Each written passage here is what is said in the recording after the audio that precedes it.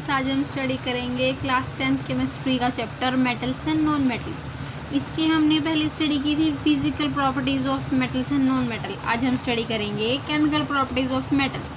Element जो हैं उनको हम क्लासीफाई कर सकते हैं मेटल और मेटल्स और नॉन मेटल, और फिर हम उन देखेंगे उनकी केमिकल प्रॉपर्टीज़ के बेसिस पे भी हम उनको अलग अलग कर सकते हैं। तो क्या होता है जब मेटल्स को हवा में जलाया जाता है? What happens when metal are burned in air? तो क्या होगा? जनरली हम 2-3 इलेक्ट्रॉन्स के बारे में ही स्टडी करेंगे। देखो इसमें क्या हुआ, जब हमने सोडियम को जलाया तो उसका जो है एक ही इलेक्ट्रॉन जो उसके पास लूजली रखा हुआ था, उसके लास्ट ऑक्टेट में अकेला ये उसका इलेक्ट्रॉन उसने लूज़ कर दिया, यानी कि वो अपने इलेक्ट्रॉन लूज़ कर देंगे। Metals are electropositive in nature. Generally they have 1 to 3 electrons in their valence shell. Valence shell होता है लास्ट वाला shell, and readily lose this electrons, और इन इलेक्ट्रॉन को वो लूज़ कर देते हैं बहुत जल्दी। तो इसको हम कहते हैं इलेक्ट्रोपॉजिटिव इन नेचर। तो ये हो गए हमारा कि जब हम उनको बर्न करते हैं एयर में।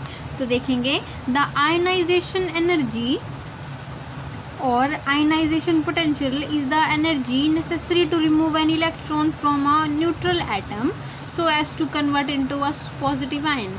यानी कि जो आयोनाइजेशन एनर्जी वो एनर्जी है जो ज़रूरी है एक इलेक्ट्रॉन को रिमूव करने के लिए, एक एटम को न्यूट्रल बनाने के लिए, जो उसको पॉजिटिव आयन में चेंज कर देगा। तो ये था हमारे पास इसका फर्स्ट टॉपिक। अब हम करेंगे इसका नेक्स्ट टॉपिक की मेटल्स के बारे में। नेक्स्ट हम स्टडी करेंगे nature of metallic oxides. Metallic oxides का नेचर कैसा होता है? तो ये जो मेटल होते हैं वो ऑक्साइड बनने के बाद उनका नेचर बेसिक हो जाता है। बेसिक मतलब वो बेसिस की प्रॉपर्टीज़ को शो करने लगते हैं, विच आर एम्फोटेरिक। कुछ देखो एल्युमिनियम और जिंक ऑक्साइड को छोड़कर बाकी सारे बेसिक प्रॉपर्टीज शो करते हैं। इट मीन्स दिस, अगर एल्युमिनियम और zinc oxide react with base as well as acid, ये एसिड और बेस दोनों के साथ कर सकते हैं रिएक्ट, और मेटल के साथ react, basis of metal react with acid to give salt. और जो बेस होता है मेटल का वो अगर एसिड के साथ रिएक्ट करे तो हमें देगा सॉल्ट। ये तो हमने पहले भी स्टडी किया था। अब reaction of metal oxide with water, पानी के साथ मेटल ऑक्साइड की रिएक्शन करवाएंगे तो क्या होगा?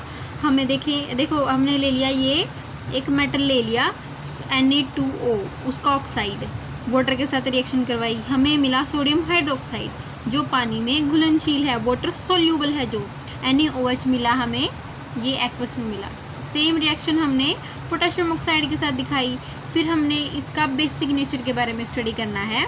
ये है हमारे पास oxide of metal like calcium, magnesium and copper are basic in nature. ये बेसिक होते हैं जब हम इनको रिएक्ट करवाते हैं पानी के साथ। सेम देखो ये तो थे हमारे कुछ अलग से ऑक्साइड भी बताए गए हैं। ये तो हमारे सिर्फ 2 ऑक्साइड के बारे में था, ये कुछ और ऑक्साइड्स के बारे में है।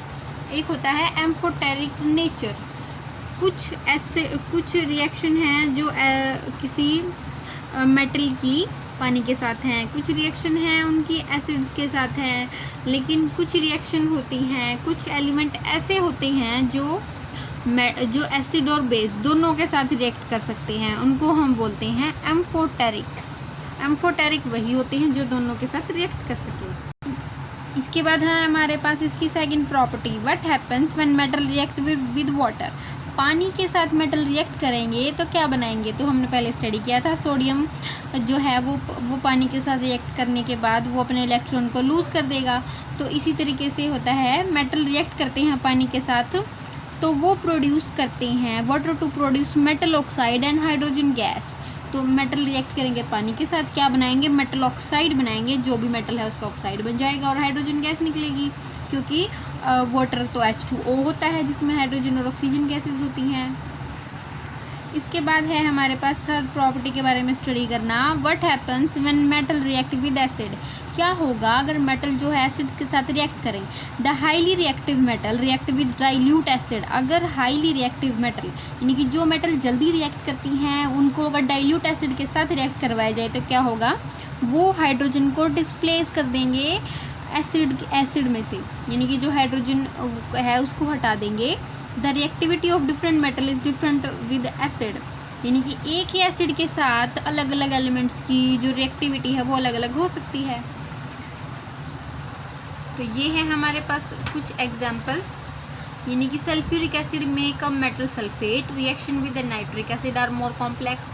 तो इसमें नाइट्रिक गैस बनती है, but the gas is rarely hydrogen, the more often it is oxide of nitrogen, यानी कि नाइट्रोजन ऑक्साइड हमें मिलती है। इस तरीके से हमें बहुत सारे जो है एग्जाम्पल मिलेंगे इसके। तो इसके बाद है हमारे पास how do metal react with solution of other metal salt, यानी कि मेटल सॉल्ट के साथ मेटल रिएक्ट करते हैं तो क्या बताते हैं, solution of other metal salt. अब इसकी हम एग्जांपल्स देखेंगे। तो ये हैं इसके कुछ एग्जांपल्स। अगर मेटल जो है सॉल्ट सॉल्यूशन के साथ रिएक्ट करें दूसरे सॉल्ट सॉल्यूशन के साथ, तो क्या होगा, सॉल्ट सॉल्यूशन बन जाएगा ए का और मेटल बी जो है वो अलग हो जाएगा। तो देखें FeCuSO4 के साथ रिएक्शन कराई, FeSO4 यानी कि आयरन सल्फेट बन गया और कॉपर जो है वो अलग हो गया, क्योंकि पहले कॉपर सल्फेट था, सल्फेट आके आयरन के साथ अटैच हो गया। ये इसके कुछ एग्जांपल्स हैं। मैग्नीशियम का भी है, CuSO4 वाला भी है, बहुत सारे एग्जांपल्स हैं। ये आप कर लेंगे, वीडियो को पॉज करके आप इसको देखकर लिख सकते हैं इनको अपनी नोटबुक में। अब हम स्टडी करेंगे रिएक्टिविटी सीरीज़ के बारे में। रिएक्टिविटी सीरीज़ क्या है, ये एक अरेंजमेंट है मेटल्स का in order of decreasing reactivity on the basis of chemical reaction is called reactivity series of metal. ये है हमारा अरेंजमेंट मेटल का घटते हुए क्रम में, डिक्रीजिंग टर्म यानी कि डिक्रीजिंग और रिएक्टिविटी हम किसी बेसिस पे ले लेंगे उसको, केमिकल रिएक्शन के बेसिस पे। Most reactive and the least reactive metals, इस तरीके से हम इनको जो है, ये देखिए ये हमने टेबल बना ली है इसकी। मोस्ट रिएक्टिव मेटल सबसे ऊपर है, लिस्ट रिएक्टिव मेटल सबसे नीचे है, और हाइड्रोजन देखिए उस इनके कहीं बीच में लाई करती है, यानी कि हाइड्रोजन को हम रिएक्ट करा सकते हैं, एक हाथ है उसके पास। जैसे हमने स्टडी करना है कि उसके पास एक ही हाथ है ना, क्योंकि उसके पास एक ही इलेक्ट्रॉन है वैलेंस शेल में, इस तरीके से। अब देखेंगे कुछ लिस्ट रिएक्टिव और मोस्ट रिएक्टिव मेटल्स के बारे में। ये हैं कुछ मोस्ट और लिस्ट रिएक्टिव मेटल्स। अब देखेंगे इनकी रिएक्टिविटी हम किस आधार पर मानते हैं कि ये रिएक्टिव है और नॉन रिएक्टिव है। तो देखिए, reactivity series of metal is an empirical tool use to products and reactivity of metal with water and acid in displacement reaction. हम किसी भी रिएक्शन में ये रिएक्टिविटी सीरीज में देखकर बताएंगे कि कौन सा ज़्यादा रिएक्टिव है, कौन सा कम रिएक्टिव है। तो ये हमारे लिए एक एम्पिरिकल टूल की तरह काम करता है। The reactivity series of a chart of a metal listed in order to decreasing relative reactivity, यानी कि रिएक्टिविटी को हम डिक्रीजिंग ऑर्डर में रखा होता है। ये है हमारा इसका सेकंड जो पॉइंट है। इसके बाद हम इसके कुछ पॉइंट्स और करेंगे।